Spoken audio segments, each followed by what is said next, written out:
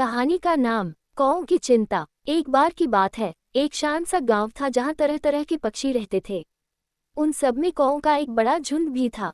ये कौए दिन भर गांव के आसपास उड़ते रहते, खेतों से अनाज चुराते, पेड़ों पर शोर मचाते और कभी कभी बच्चों के हाथ से खाना भी छीन लेते। गांव के लोग इन कौओं से परेशान थे, लेकिन कौए अपनी दुनिया में मस्त रहते थे। मगर अब कुछ समय से कौओं को चिंता सताने लगी थी। एक दिन कौओं की पंचायत बुलाई गई। सभी कौए एक पुराने बरगद के पेड़ पर इकट्ठा हुए। पंच कौवा सबसे बुजुर्ग और समझदार था। उसने कहा, भाइयों, मुझे चिंता हो रही है। अब पहले जैसे दिन नहीं रहे। खेतों में डराने वाले पुतले अब और डरावने हो गए हैं। लोग छतों पर कांटे लगाने लगे हैं और बच्चे अब गुलेल लेकर घूमते हैं।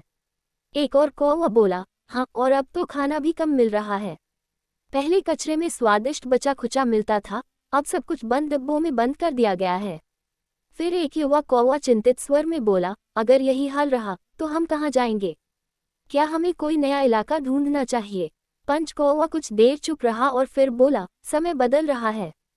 हमें भी बदलना होगा। अब सिर्फ शोर मचाने और दूसरों का खाना छीनने से काम नहीं चलेगा। हमें लोगों के साथ जीने का तरीका सीखना होगा। हो सकता है अगर हम उनके खेतों को बर्बाद न करें तो वो भी हमें बर्दाश्त कर लें। सभी कौए कुछ देर चुप रहे। उन्हें पहली बार अपनी जिम्मेदारी का एहसास हुआ। कुछ कौओं को यह विचार अच्छा लगा तो कुछ को बुरा।